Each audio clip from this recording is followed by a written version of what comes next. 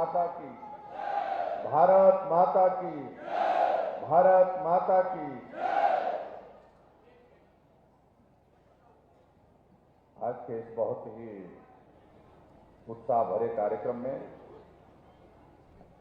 जो आज हम चौपाल विधानसभा क्षेत्र के अंतर्गत नेरवा में यहां पर आयोजित कर रहे हैं, हमारे बीच में जिनका भी आपने संबोधन सुना, आपके इस विधानसभा क्षेत्र के लोकप्रिय विधायक भाई बलवीर वर्मा जी, जिनको हम बिट्टू के नाम से ज्यादा जानते हैं, हमारे बीच में हमारे पार्टी के साथी भाई शशिधर शर्मा जी, हमारे बीच में यहाँ पार्टी के हमारे साथी श्री सुरेंद्र जी,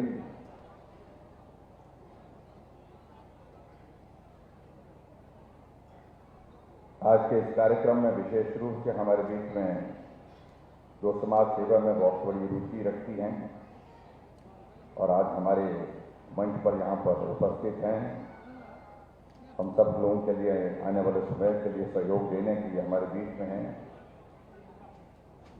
सुश्री Divya ji, deputy commissioner Aditya Negi ji, SP Monika जी, पंचायती राज संस्थाओं के हमारे सभी चुने हुए प्रतिनिधि मंडल के हमारे सम्मानीय अध्यक्ष,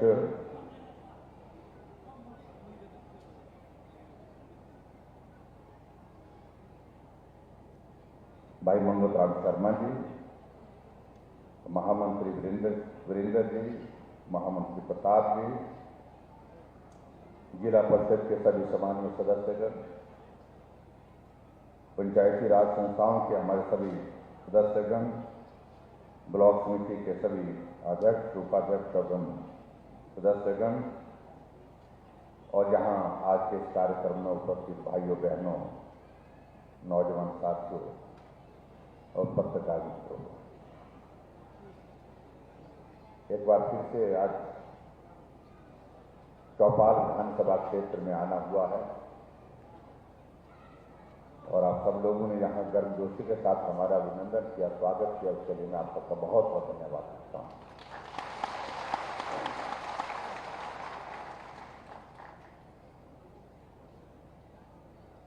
मैं आप सबका इस बात के लिए आभार व्यक्त करता हूँ कि हिमाचल प्रदेश में हमारी सरकार के इस 5 वर्ष के कार्यकाल में ये चौपाल हमें अपने करीब दिखा, अपने साथ दिखा, सहयोग देता रहा, उसके लिए भी मैं आप सबका आभार व्यक्त करता हूं।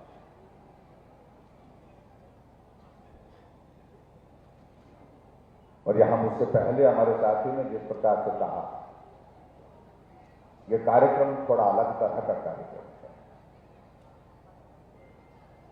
अलग तरह का इसलिए है, आज से पहले हिमाचल प्रदेश में हम नेताओं और अभिनेताओं का सम्मान भी करते हैं और करना भी चाहिए, मैं इस बात को भी सहमत हूं, जिनका हिमाचल प्रदेश को आगे बढ़ाने में योगदान रहा है, वो सभी सम्मान के अधिकारी हैं। लेकिन हिमाचल प्रदेश की जनता का आभार करने के लिए आज तक हिमाचल के गठन के बाद, हिमाचल बनने के बाद 75 वर्षों में कोई मुख्यमंत्री पूरे प्रदेश में नहीं गया। मैं उस काम के लिए आप सबके बीच में आया।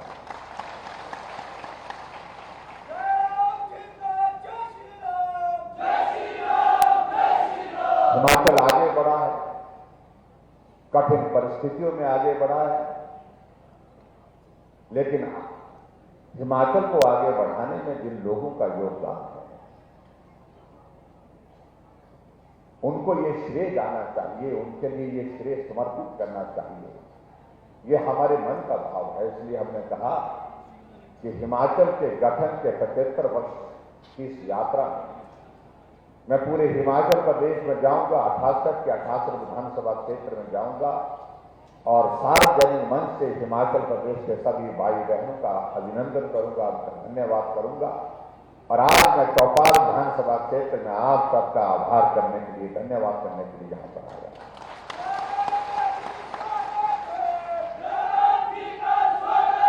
आमतौर पर यही होता है, मेरी पार्टी का नेता आएगा तो मैं कहूंगा कि मेरे नेता ने ज्यादा किया, दूसरी पार्टी का नेता आएगा तो वो कहेगा कि हिमाचल को बढ़ाने में मेरे नेता का ज्यादा योगदान रहा। और हम उसमें किसी कंट्रोवर्सी में भी जाना नहीं चाहते। हम कह रहे हैं कि सबका योगदान,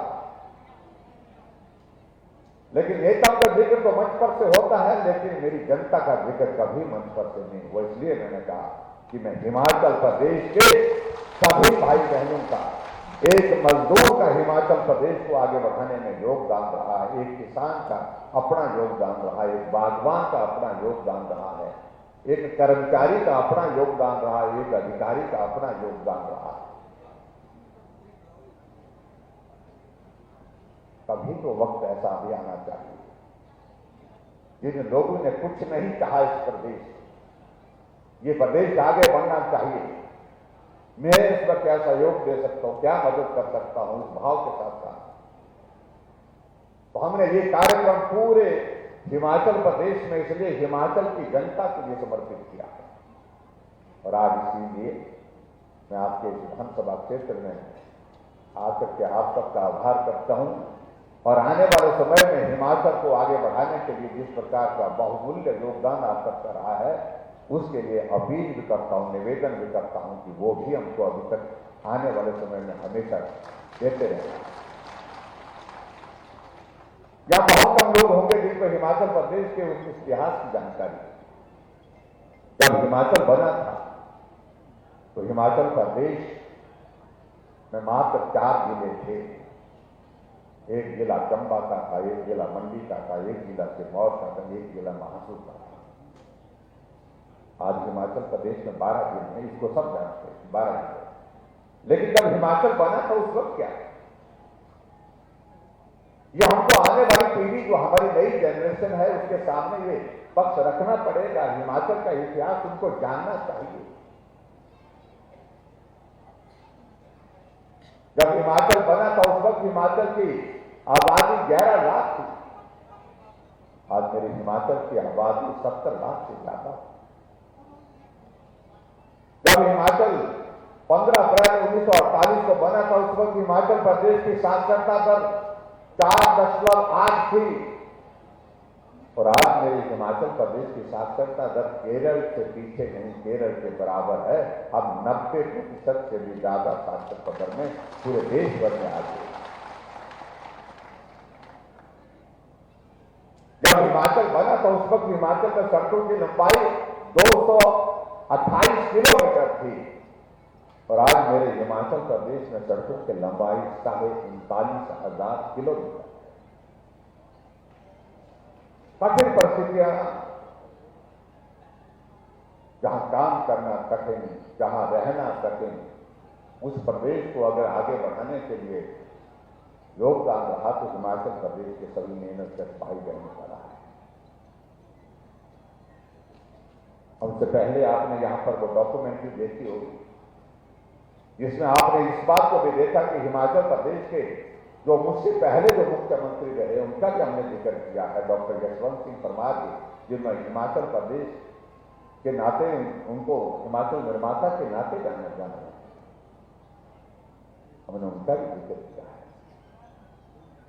हमने ठाकुर रामलाल जी का भी जिक्र किया है, हमने श्री वीरभद्र सिंह जी का भी जिक्र किया है, हमने श्री शांता कुमार जी का भी जिक्र किया है और हमने श्री प्रेम कुमार धूमल जी का भी जिक्र किया। स्वाभाविक अपने अपने समय में सब लोगों ने काम किया, सब नेताओं ने काम किया है प्रदेश को आगे बढ़ाने। इसलिए उनका भी आभार व्यक्त करते हैं और उसके साथ साथ तो मैं ये भी कहना चाहता हूं, आज अगर हिमाचल प्रदेश पूरे देश के नक्शे में एक अलग पहचान के साथ खड़ा है, उसमें अगर सबसे बड़ा योगदान है वो हिमाचल के हमारे मेहनत से भाई बहनों का है। आज मैं आपके इस क्षेत्र में आया, चौपाल विधानसभा क्षेत्र, जो क्षेत्र मुझे अपने क्षेत्र की तरह लगता है, दिखता है, बिल्कुल वैसा है जैसा वहां।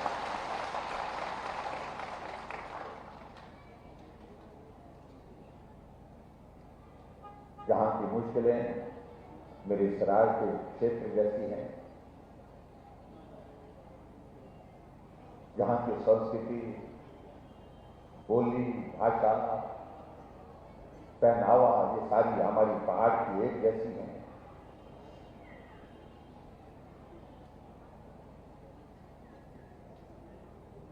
और इसलिए यहां आते आते मैं देख रहा था, यहां पहुंच के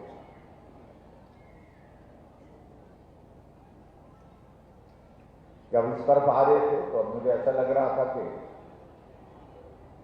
हिमाचल प्रदेश का बहुत सुंदर इलाका, जो घाटियां आपकी यहां,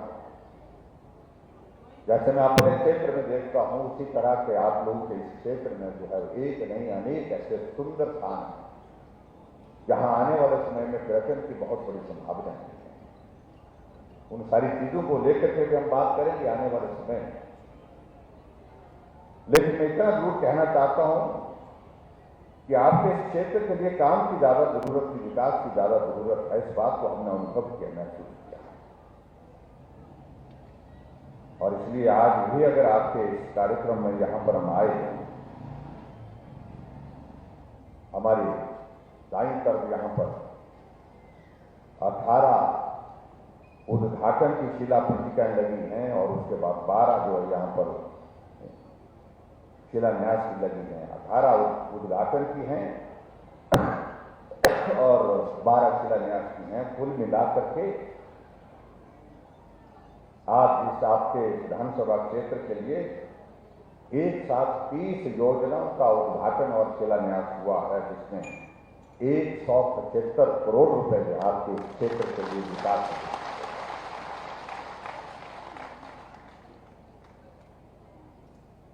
क्योंकि मैं ऐसा महसूस करता हूं यह यहां की जरूरत थी और इसलिए हमने कभी छोड़ी नहीं।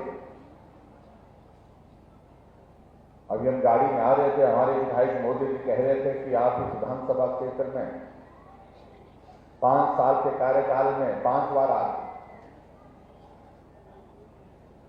और शायद मुझे लगता है कि ये दौर और भी ज्यादा हो सकता था आने जाने का, हमारा मिलने का, अगर बीच में ये कोविड का दौर नहीं आया होता।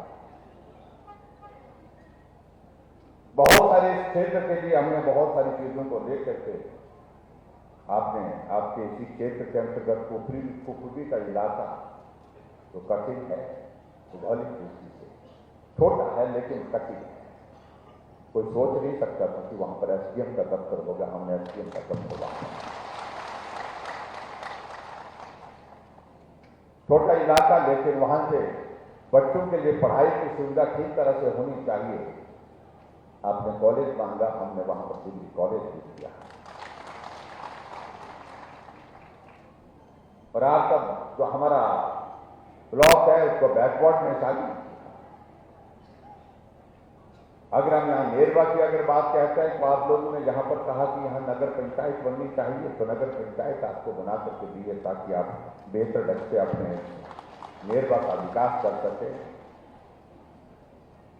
और इसके अलावा स्वास्थ्य के अलग अलग संस्थान, शिक्षा के अलग अलग संस्थान, पीडब्ल्यू का सब डिवीजन, बहुत सारी चीजों का हम जिक्र कर सकते हैं। लेकिन मैं समझता हूं कि एक एक चीज में जाने की आवश्यकता नहीं, लेकिन ईमानदारी मैंने वो किया जो मुझे लगता था इस क्षेत्र के लिए जो जरूरी है, ये करना जरूरी है। इसलिए वो तमाम सारी चीजें जो होनी चाहिए थी, जो किसी वजह से हो नहीं पाई थी पहले, उन एक एक चीज को पूरा किया। और आपके विधायक महोदय भी ऐसे हैं, ये हटते नहीं। क्षेत्र के विकास के लिए ये रह गया, वो रह गया, ऐसा रह गया, वैसा रह गया। आज भी सूची पढ़ रहे थे, मैंने कहा भाई आज तो मेरी बारी है मांगने की, आज आप मत मांगिए, आज मुझे मांगना है आप सबसे।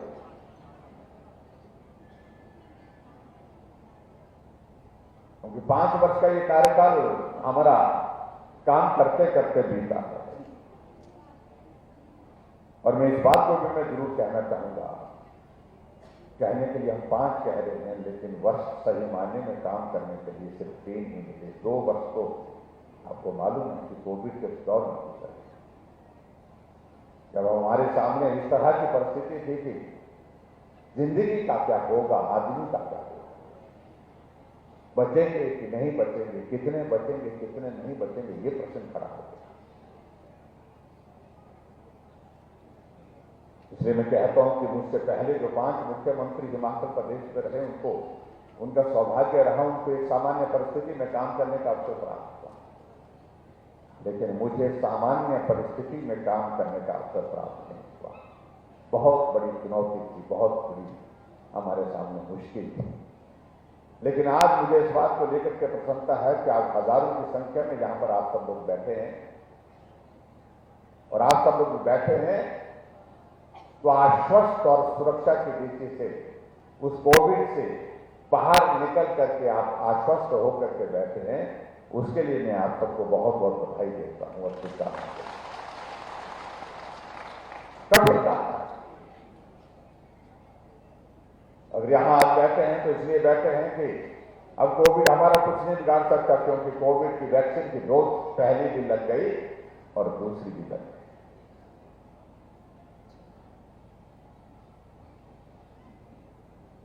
और स्वाभाविक रूप से ये श्रेय जाता है हमारे देश के प्रधानमंत्री नरेंद्र मोदी जी का। जब ये संकट आया तो जान कैसे बचाई जा सकती है, डॉक्टर कहने लगे कि मुश्किल है, दवाई इसकी कोई नहीं है, एकमात्र रास्ता है, अगर वैक्सीन बनकर के तैयार होगी तो आदमी की जिंदगी को बचाने के लिए वो मददगार होगी। तो उन्होंने कहा, प्रधानमंत्री जी ने कहा कि वैक्सीन बनाइए, तुरंत बनाइए। उन्होंने कहा कि वक्त लगता है, बहुत लंबा वक्त लग सकता है। उन्होंने कहा रात दिन एक करिए, जितना कर सकते, जो मदद आपको सरकार से चाहिए वो मदद देंगे। और देश के साइंटिस्ट ने बहुत बेहतरीन काम किया, वैक्सीन बना करके तैयार की, एक नहीं 2-2 वैक्सीन बना करके तैयार की। और आदरणीय प्रधानमंत्री जी ने देश के सामने कहा कि हमारे साइंटिस्ट ने बहुत बढ़िया काम किया है, बहुत अच्छा कार्य किया है और वैक्सीन बन करके तैयार है। पूरे देश से मेरी अपील है कि अब हम वैक्सीन का इस अभियान को शुरू कर रहे हैं, आप सब इसमें सहयोग करें। लेकिन कई बार विचित्र परिस्थिति हम देखते हैं कि जब प्रधानमंत्री जी ने इस तरह का आह्वान किया, उस वक्त भी कुछ लोग राजनीति करते रहे, आदमी का जीवन संकट में पड़ा, जीवन को बचाने का एकमात्र उपाय वैक्सीन। लेकिन हमारे विपक्ष के लोग कहते रहे कि हम नहीं लगाएंगे, वैक्सीन मत लगाइए, ये इसकी टेस्टिंग अभी हुई नहीं है। कहने लगे कि इसलिए तो मोदी वैक्सीन है, ये तो भाजपा की वैक्सीन है, और कहने लगे कि इससे साइड इफेक्ट हो जाएंगे, किडनी फेल हो सकती है, ब्रेन पर इसका असर हो सकता है, हार्ट पर इसका असर हो सकता है, आने वाली जनरेशन पर इसका असर हो सकता है। कई तरह की बातें कहने की कोशिश की, लेकिन उसके बावजूद मैं इस बात को देख करके हम हैरान हैं, देश ने ना उनकी बात को सुना, ना उनकी बात को माना, और सुनी बात सिर्फ नरेंद्र मोदी जी की और मानी बात सिर्फ नरेंद्र मोदी जी की, और निकल पड़े घर से वैक्सीन सेंटर में खड़े होकर के कतार में वैक्सीन लगा करके घर पहुंचे। तो हमारे कांग्रेस के मित्र भी परेशान थे, यहां पर भी बैठे होंगे बीच में थोड़े बहुत होंगे, उन्होंने कहा कि मत लगा, इसका साइड इफेक्ट होगा, कई तरह की बातें थी। और बाद में वही कांग्रेस के मित्र विपक्ष के हमारे साथी जाकर के वैक्सीन सेंटर पहुंचे और वैक्सीन सेंटर में मास्क पहन करके गए और नर्स को कहने लगे, सिस्टर अभी तो लगा दी आपने, अगली डोज कब लगेगी। आप कल्पना करिए, क्या आदमी का जब जीवन संकट है तो राजनीति कम से कम थोड़ी देर के लिए छोड़नी चाहिए।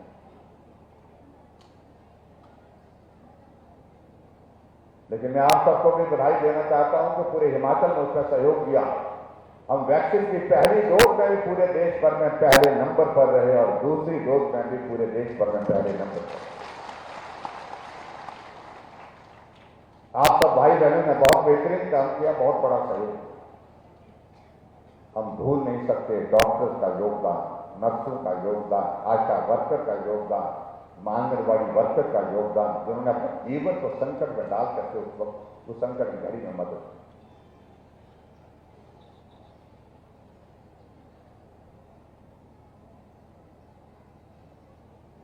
हिमाचल के 2.5 लाख लोग दूसरे प्रदेश में फंसे, सब घर आना चाह रहे थे। इस संकट में आना जाना मुश्किल था, क्योंकि आने जाने के लिए व्यवस्था की लॉकडाउन लगा दोस्तों। हिमाचल के बच्चे हमारे पढ़ने के लिए राजस्थान के कोटा में थे। बच्चों ने वीडियो बना करके भेजा, 1 महीने से हम कमरे के अंदर हैं, जहां खाना खाते थे वो रेस्टोरेंट, होटल, ढाबे सब बंद है। हम सूखे ब्रेड खा रहे हैं, फल केला मिल गया, केले से सारा दिन निकाल रहे। हमने कहा ये मानवीय दृष्टिकोण हमको सोचना पड़ेगा।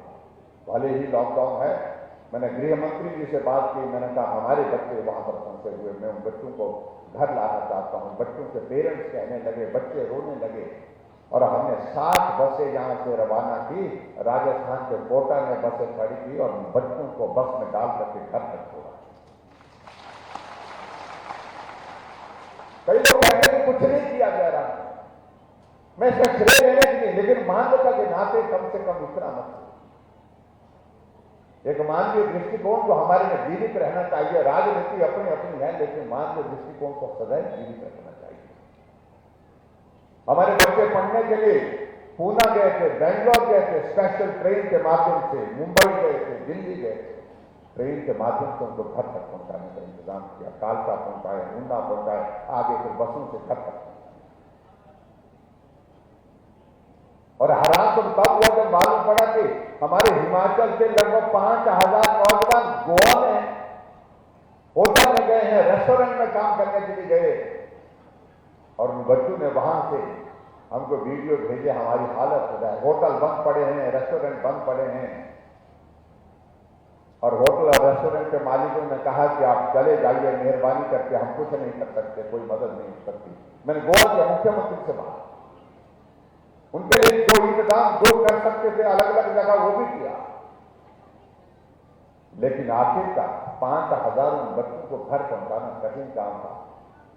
स्पेशल ट्रेनें गोवा से लगाई हमने, गोवा से ऊना, गोवा से कालका, दोनों जगह उन बच्चों को ट्रेन में पहुंचा करके अपने घर पहुंचाया। ये हमारे जिम्मेदारी बन के हमने किया। लेकिन कुछ लोग इस तरह की बातें कहेंगे। मुझे लगता है कि वक्त अच्छा बुरा आता है, वक्त गुजर जाता है, अच्छा भी गुजर जाता है, बुरा भी वक्त गुजर जाता है, लेकिन वक्त आपको सिखा करके क्या जाता है, ये बहुत महत्वपूर्ण है। जो हिमाचल प्रदेश के विकास की बातें बहुत लंबे लंबे लहजे में कहते हैं, कितने वेंटिलेटर थे हिमाचल प्रदेश में,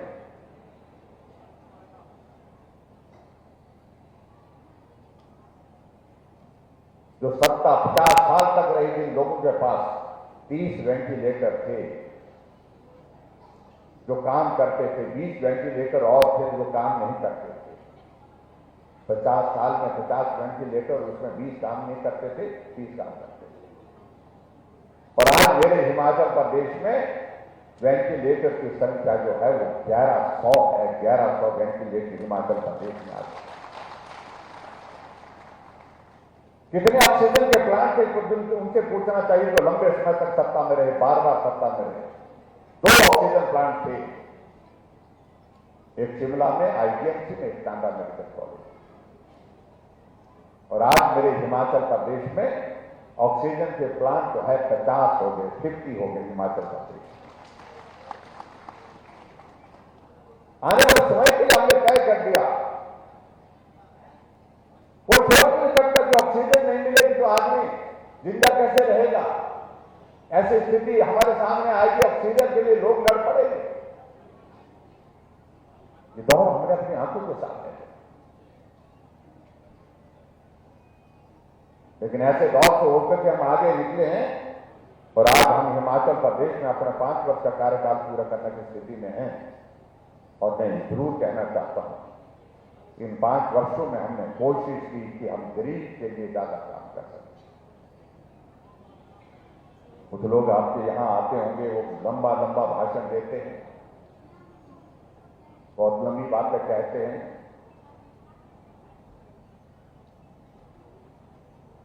मेरे पास उस तरह की बात कहने का कोई ना मेरी मंशा है ना मैं कहना चाहता। कुछ लोगों को ऐसा लगता है, ठीक है, अपना अपना दौर होता, अपने अपने हिसाब से सोचता है, आदमी काम करता है, इसमें मुझे कोई प्रेम नहीं। लेकिन मैं इतना जरूर कहना चाहता हूं कि हमारी सरकार आने से पहले हिमाचल प्रदेश में बुजुर्गों को जो पेंशन दी जाती थी वो दी जाती थी जब 80 साल की उम्र हो जाती थी, उसके बाद वो पेंशन निकालती, आय सीमा में छूट के बाद। जिनकी आय कम होती थी उनको लगती थी, लेकिन वो बहुत कम लगती थी। कितनी लगती थी? 700 रुपए देते, 500 रुपए देते, यही होता। लेकिन आज अगर हमारे सामने इस बात को ले, वो मित्र हमारे कहते हैं कि हम भी पेंशन देते थे, लेकिन कितने लोगों को पेंशन देते थे? तुम हिमाचल प्रदेश में 4 लाख लोगों को पेंशन देते थे और आज हम जो है 7.5 लाख लोगों को पेंशन देते। तुम हिमाचल प्रदेश में जब सत्ता में तो 400 करोड़ रुपए पेंशन पर खर्च करते थे, हम आज 1300 करोड़ रुपए हिमाचल प्रदेश में पेंशन पर खर्च कर रहे हैं। कहने लगे उससे क्या होता, क्या फर्क पड़ता है? हमें कहा कि आपको कोई फर्क नहीं पड़ता है, लेकिन उस बुजुर्ग को पूछिए जो 1800 की उस पेंशन का 1 महीना तक इंतजार करता है कि पेंशन खाते में आएगी, 1800 रुपए मेरे खाते में आएगा, तो मैं 2 चीजें जो अपने ये अब की बात इस महीने ये 2 चीजें मैं अपने काम की, उससे पूछिएगा। हिमाचल में हमारे गरीब लोगों के इलाज का कोई प्रावधान।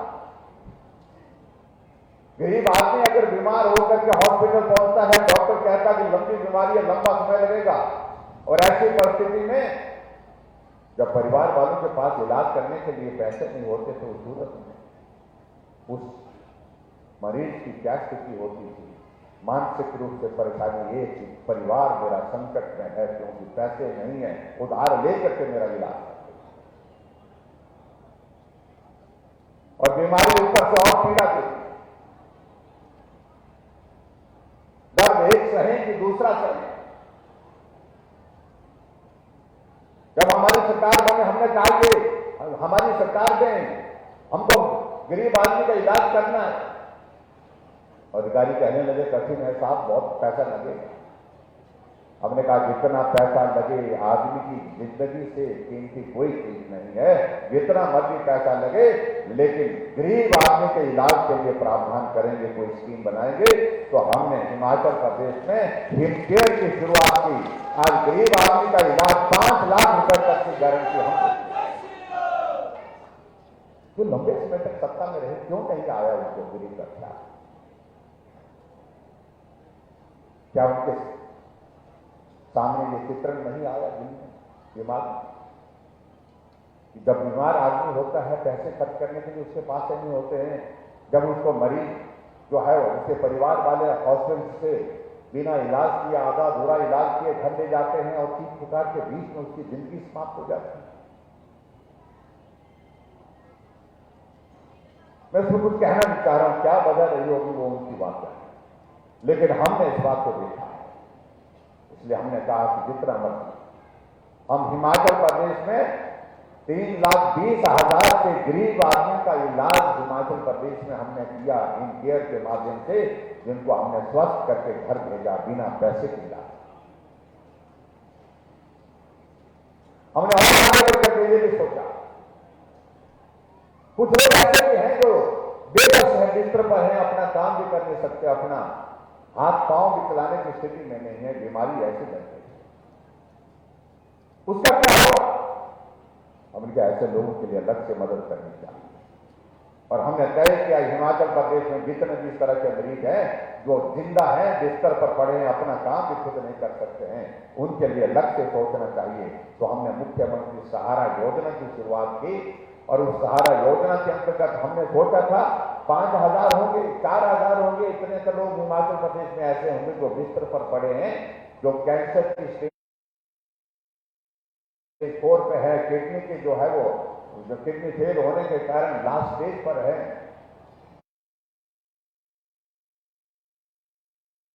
ऐसे ब्रेन हेमरेज की वजह से जो है वो कोमा में है, ऐसे लोग होंगे, किसी एक्सीडेंट के कारण स्पाइनल कॉर्ड टूट गई, टांगें टूट गई, चल नहीं सकते हैं, बिस्तर पर है। हमने सोचा कि 4-5 हजार होंगे।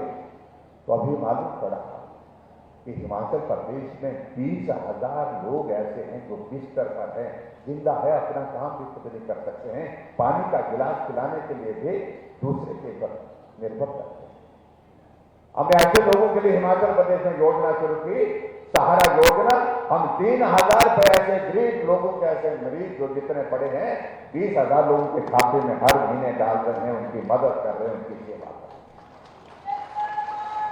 सत्ता आती रहे जाती रहे, इसकी परवाह नहीं, लेकिन हमारा काम सेवा करना और उस सेवा के भाव के साथ हमने हिमाचल प्रदेश में काम किया। मैं ये कहना चाहता हूं,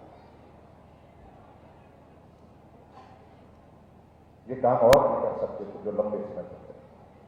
ये काम वो लोग भी कर सकते थे जिनके दौर में कोविड का दौर नहीं था, लेकिन ख्याल नहीं आया। आज मैं यहां पर आपके बीच में यहां बड़ी संख्या में माताओं बहनों को देख रहा हूं।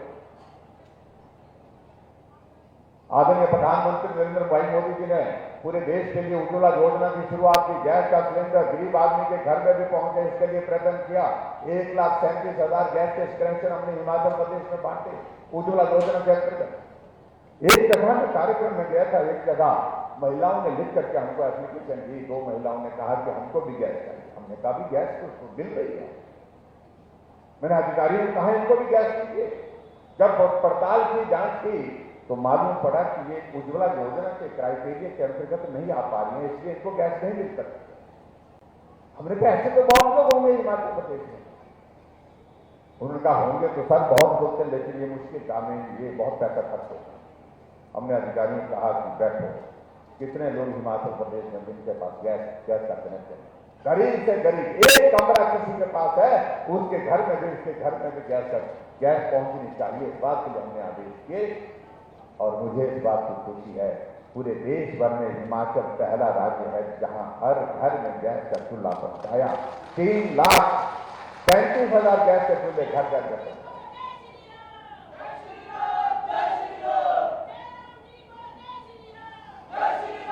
योजना तय किया, हमें मालूम था सिलेंडर में महंगाई ज्यादा हुई, इसलिए हमने तय किया कि भाई 2 सिलेंडर और दे दे, रिफिल करेंगे, मदद करेंगे। और यहां और बैठी हमारी माता बहनें बैठी हैं। आप लोगों के बीच में मैं ये भी कहना चाहता हूं, आजकल महिलाएं सिर्फ घर का हिस्सा नहीं है, वो घर से बाहर निकलती हैं, काम करती हैं, अपनी दुकान चलाती है, अपना कारोबार करती है, नौकरी करती है, प्राइवेट सेक्टर में, गवर्नमेंट सेक्टर में, लेकिन बहुत सारा पैसा आने जाने में, किराए में निकल जाता है। हमने कहा महिलाओं की संख्या हिमाचल प्रदेश में आबादी का आधा हिस्सा है, इसलिए हमको सोचना चाहिए। तय किया हमने कि अगर आधा हिस्सा आबादी का महिलाओं का है तो किराया भी आधा दें, आधा किराया। इसमें भाई पुरुष भी डाली जा सकते हैं।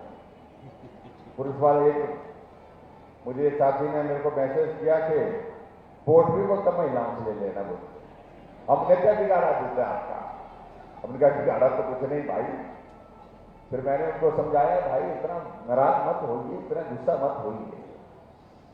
ये महिलाएं आती हैं, जाती हैं, काम के लिए जाती हैं और आने जाने का किराया उनका लगता है। अगर किराया उनका आधा माफ कर दिया तो बदुआ तो आपका ही खुलता है ज्यादातर, तो इसलिए फायदा आपका भी उनका। हाँ वो तो हुआ। तो मैंने कहा तो आप भी लाभार्थी हैं, आधा खर्च जो है आपका कम हुआ है। मैंने कहा इसका मतलब ये नहीं कि अब सारे काम के लिए महिलाओं के लिए भेजते रहना कि आधा किराया लगेगा। कहीं काम के लिए जाना है तो कहीं कठिन काम है, मुश्किल काम है, तो उसके लिए खुद जाना है। इस भाव के साथ हमने काम किया, हमने आगे बढ़कर के बात की।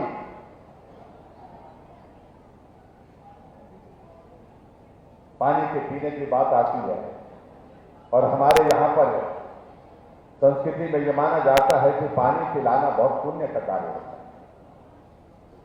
जब अधिकारियों से पूछा, मैंने कहा ये गांव में हमारे नलके लगे हैं, नलकों में से पानी का बिल कितना आता है हमारा पूरे प्रदेश का, कितना कर आता है साल का? तो कहा कि 31 करोड़ के लगभग आता है, कुल 31 करोड़ आता है। हमने कहा भाई इतना कम क्यों आता है? हमने कहा कि कुछ लोग देते हैं, कुछ लोग नहीं देते। हमने कहा ये ठीक नहीं है, ये लेते देते या कुछ देते हैं कुछ नहीं देते, ये नहीं चलेगा। या तो सबसे करिए, तो इसलिए सुनिश्चित करिए हिमाचल प्रदेश में सबसे लेना है तो सबसे लीजिए, नहीं तो किसी से मत लीजिए। और इसलिए हमने एक चीज को तय कर दिया हिमाचल प्रदेश में कि गांव में जितने भी हमारे नल लगे हैं हम उसमें किराया नहीं लेंगे, माफ कर, क्योंकि पानी पिलाना पुण्य का कार्य है। इस पुण्य के कार्य में सरकार आपके साथ। आगे बिजली की बात आती है। बिजली एक ऐसा विषय है कि जो हर घर में चाहिए, हर घर में लट्टू लगा हुआ है, जलता है। हमने कहा गरीब आदमी के लिए मदद करने क्या कर सकते हैं, और हिमाचल प्रदेश में बिजली पैदा करते हैं, दूसरे प्रदेशों को बिजली भेजते हैं। और तय हुआ हमारा कि हमने बिजली देनी है, गरीब लोगों के लिए देनी है, और मध्यम वर्ग के लिए लोगों को भी अगर कर्ज करना है उसमें जो है 125 यूनिट तक उसको फ्री करना पड़ेगा। और हमने घोषणा की हिमाचल प्रदेश के इतिहास में पहली बार 125 यूनिट बिजली हमने जीरो बिल के साथ दी। उसके लिए भी मैं आप सबको बधाई देता। आप सबको जुलाई महीने का बिल आया है, जुलाई महीने का बिल आया होगा आपको, लेकिन कितना बिल आया? Zero bill. और हमारे कांग्रेस के मित्र कहने लगते हैं कि हम आएंगे तो हम महिलाओं को कितना 1500 रुपए महीने का देंगे। आएंगे तो, जब आने नहीं देंगे तो क्या करें? हम आएंगे तो 300 यूनिट बिजली के देंगे। और इसकी घोषणा करने के लिए छत्तीसगढ़ के मुख्यमंत्री महोदय शिमला पहुंचे। हम उनसे ही पूछने लगे, क्या आपके प्रदेश में आप महिलाओं को 1500 रुपए दे रहे हैं? क्या आप 300 यूनिट बिजली के दे रहे हैं? नहीं दे रहे। जब अपने वहां नहीं दे रहे हैं तो हमारे हिमाचल के लोगों को गुमराह करने की कोशिश की है। इसलिए भाई और बहनों में आप सबसे निवेदन करना चाहता हूं, दौर आएंगे, बहुत सारी बातों को लेकर के बातें कही जाएंगी। मैं उन सारी बातों को यही छोड़ देता हूं, लेकिन मैं आप सबके बीच में एक चीज को लेकर के जरूर कहना चाहता हूं। हिमाचल में आजकल हमने एक बात कही है कि हम रिवाज बदले, और रिवाज बदलने की बात हमने इसलिए कही कि रिवाज पूरे देश में बदल गया भाई। हम तो नई बात शुरू कर रहे, नई बात शुरू कर रहे। आपके विरोध कर यहां का उत्तराखंड रिवाज तो ये था कि 5 वर्ष के बाद सरकार बदल जाती थी, लेकिन अब की बार रिवाज बदला। भाजपा की सरकार थी, भाजपा की सरकार फिर बन गई। उत्तर प्रदेश में पिछले 37 वर्षों से हर 5 वर्ष के बाद सरकार बदल जाती थी, लेकिन अब की बार योगी जी थे, योगी जी फिर आ गए। हरियाणा में हमारी सरकार बनती ही नहीं थी। 2014 में सरकार बनी, 5 साल का कार्यकाल पूरा किया, 2019 से फिर मनोहर लाल जी फिर मुख्यमंत्री हैं। रिवाज बदला। गोवा में सरकार चल रही है भाजपा की, फिर से चल रही है। मणिपुर में फिर से चल रही है। गुजरात में पिछले 30 वर्षों से चल रही है। क्या पूरे देश में रिवाज बदल गया तो हिमाचल में क्यों नहीं बदलना चाहिए? और हिमाचल की जरूरत है आज की तारीख में नरेंद्र भाई ने, हिमाचल की आपकी जरूरत है। हिमाचल के लिए, विकास के लिए अगर हमको तेज गति से आगे बढ़ना है तो केंद्र में नरेंद्र मोदी जी की सरकार को मजबूत करना है। और वो मजबूत तब होगी जब हम सब लोग यहां से, हिमाचल से भारतीय जनता पार्टी की सरकार फिर से करें। हम उसके लिए आप सबका आशीर्वाद चाहेंगे, आप सबका सहयोग चाहेंगे। ये मैं आप सबके बीच में, हम आज के इस कार्यक्रम में विशेष तौर से मैं आपके बीच में आकर के यहाँ निवेदन करने के लिए आया हूँ। और मुझे पूरा भरोसा कि निश्चित रूप से हम उसमें सफल भी होंगे और उसमें सफलतापूर्वक आगे बढ़ेंगे। बहुत सारे काम आपके क्षेत्र में हुए हैं विकास के लिए, और बहुत सारे काम जो है आपके इस क्षेत्र के लिए अगर कमी रह गई तो आने वाले समय में करेंगे। यहां उन्होंने बलवीर वर्मा जी ने यहां पर लंबी सूची दी है। मैं उसमें एक चीज जरूर कहना चाह रहा हूं कि आजकल हम बहुत कम घोषणा कर रहे हैं, क्योंकि घोषणा को लेकर के लोग जो है वो बहुत ज्यादा उसको अच्छा नहीं मानते, कहते हैं कि चुनाव आगे तो कर। मैं इस सूची को साथ लेके जा रहा हूं, चाहे वो पीडब्ल्यू के डिवीजन की बात है, चाहे वो यहाँ पर ब्लॉक की बात कही गई, सारी की रिपोर्ट लूंगा, सारी चीजों, चाहे वो स्कूल खोलने की बात कह रहे हैं, ITI खोलने की, BSc खोलने की बात कह रहे हैं, चाहे वो पुलिस चौकी बनाने की बात कह रहे हैं, इन तमाम सारी बातों को लेकर के जितनी भी इन्होंने 17 स्कीमें यहाँ पर बताई है, हम और वर्मा जी और इनके साथी बैठेंगे और बैठ करके इसमें जो किया जा सकता है वो एक एक चीज को एग्जामिन करने के बाद, रिपोर्ट के बाद तुरंत हमने कहा, डिप्टी कमिश्नर को भी कह दिया है, PW डिपार्टमेंट को भी कह दिया, बाकी अधिकारियों को भी मैं यही कह रहा हूं, और बाकी जगह भी हम जहां भी जा रहे हैं इसी बात को हम कह रहे हैं कि जो रिपोर्ट इन सारी चीजों को लेकर के आपको देनी है, विदिन 2-3 डेज, 3 दिन के अंदर हमको रिपोर्ट दी जाए। जहां जो चीज नॉर्म के मुताबिक होगी उसको हम वादे के साथ कह रहे हैं, उसको पूरा करेंगे, निश्चित रूप से पूरा करेंगे।